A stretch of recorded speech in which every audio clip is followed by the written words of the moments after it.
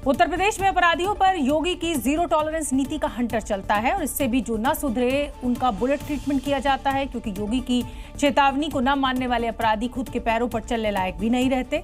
अस्पताल के स्ट्रेचर पर लेटे अपने गुनाहों की माफी मांगते हैं।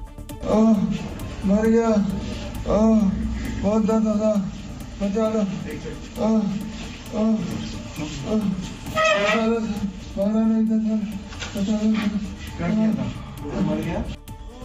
अब इस इनामी बदमाश कलीम का हाल देख लीजिए। हाथ जोड़कर गिड़गिड़ा रहा है, गुनाहों के लिए तौबा तौबा कर रहा है, मुठभेड़ में लंगड़ा हुआ है। ये वो बदमाश है जिसने अमरोहा में जज के पेश कर राशिद हुसैन की उनकी पत्नी और बच्चों के सामने पीट पीट कर हत्या कर दी थी। इस हत्यारे का सामना जब योगी फोर्स के बुलेट से हुआ तो इसे साक्षात यमराज दिखने लगे।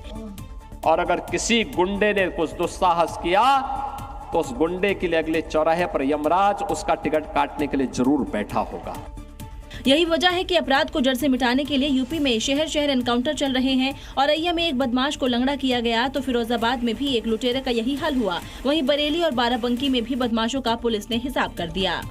अगली खबर उत्तर प्रदेश के सहारनपुर से। यहाँ पुलिस से बदसलूकी करने वाले बदमाशों का उत्तर प्रदेश पुलिस ने अपने ही स्टाइल में इलाज किया और इसके बाद बदमाश हाथ जोड़कर रहम की भीख मांगते नजर आए। आगे से ऐसी गलती न करने की कस्में भी खाई। पुलिस के कंधों के सहारे लंगड़ाकर चल रहे इन बदमाशों पर आरोप है कि इन्होंने पुलिसकर्मियों से बदतमीजी की थी, वर्दी पर हाथ डाले थे, जिसके बाद योगी फोर्स ने पकड़कर इनकी जमकर कुटाई की। अब इनके होश ठिकाने आ गए हैं। पता चल गया है कि योगी फोर्स से उलझने का मतलब क्या होता है।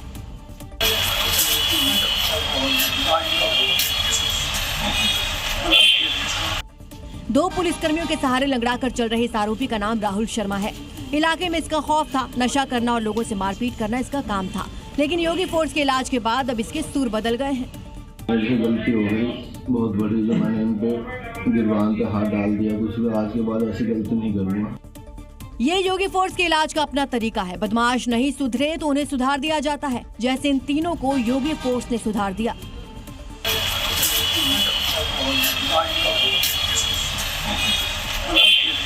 सोशल मीडिया में लाइक और कमेंट्स पाने की होड़ में लोग किसी भी हद तक चले जा रहे हैं। हरिद्वार के हर की पौड़ी जैसे पवित्र स्थल पर भी ऐसा ही कुछ देखने को मिला। यहाँ दो युवक शेख बनकर घूमते नजर आए। वहीं इस दौरान दोनों युवकों ने अपना नाम हबीबुल्ला और अबीब बताया और दावा ये किया कि वो दुबई से आए हैं। इस बीच वो कई लोगों के साथ सेल्फी लेते नजर आए, लेकिन जैसे ही स्थानीय लोगों और साधु संतों ने इसका विरोध किया तो दलील देने लगे कि भारत में कहीं भी घूम सकते हैं। इसके बाद इस घटना की सूचना पुलिस को दी गई। पुलिस ने कार्रवाई की। कुछ ही घंटे में इन दोनों युवकों को दबोच लिया। दोनों युवक हिंदू हैं।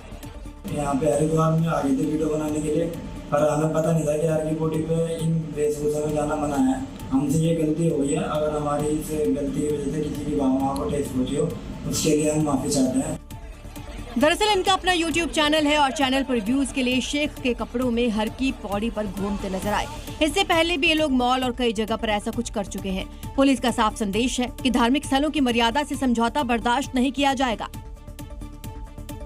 प्रयागराज में माघ मेले में सतुआ बाबा का जलवा सिर चढ़कर बोल रहा है। अपनी वेशभूषा से कम अपनी लग्जरी कारों की वजह से चर्चा का केंद्र बने सतुआ बाबा के पास ऐसी लग्जरी गाड़ियां हैं जिसके बारे में हम और आप सिर्फ सोच सकते हैं। सोचिए इन बाबाओं का क्या धंधा है और क्या बिजनेस है।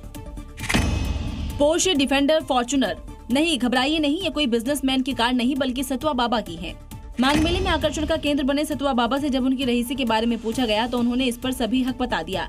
भारत का हर नागरिक इन गाड़ियों का हकदार है, क्योंकि हर भारतीय वोट देने का अधिकार है, तो इस वैभव को भी इन गाड़ियों में भी बैठने का अधिकार है। इतना ही नहीं बल्कि उन्होंने इसी गाड़ी से बेधर्मियों को कुचलने की कसम भी खाई।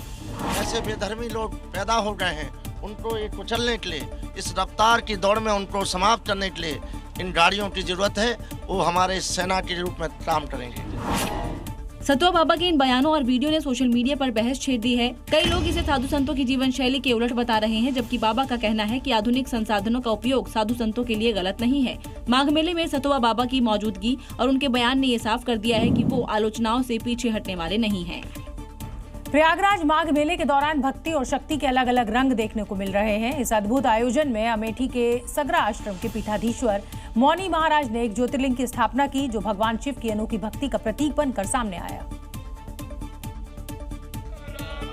5 करोड़ 51 लाख रुद्राक्ष, 11 फीट ऊंचा भव्य और विशाल शिवलिंग माघ मेले में शिव भक्तों के आकर्षक का केंद्र बना हुआ है। इस विशाल शिवलिंग के चारों ओर 11,000 त्रिशूल स्थापित किए गए हैं। ये त्रिशूल अलग अलग रंगों में सजाए गए हैं, जो एक अलग ही दिव्यता का अनुभव कराता है। इसलिए जो शिव हैं, उनकी कृपा से ही ज्योतिर्लिंग का निर्माण हो रहा है और वो ज्योतिर्लिंग तीर्थराज प्रयाग में है, जहाँ देव, धनुष, किन्नर, नरश्रेणी, सादर, मध्य, सकल, त्रिवेणी सब आ गए हैं। सारे देवता साक्षी हैं, किन्नर साक्षी हैं, गंधर्व साक्षी हैं, ऋषि मुनि साक्षी हैं, त्रिवेणी साक्षी हैं। इन रुद्राक्षों को लंबे समय तक मंत्र जाप के साथ अभिमंत्रित किया गया है, जबकि दूसरी ओर अलग अलग रंगों के त्रिशूलों पर भी श्रद्धालुओं की आस्था बनी हुई है। संगम तट पर ये केवल धार्मिक प्रदर्शन नहीं है, इसके पीछे समाज और राष्ट्र के लिए कई महत्वपूर्ण संकल्प लिए गए हैं। मौनी महाराज ने देश की सीमाओं की सुरक्षा और आंतरिक शांति के लिए प्रार्थना की है।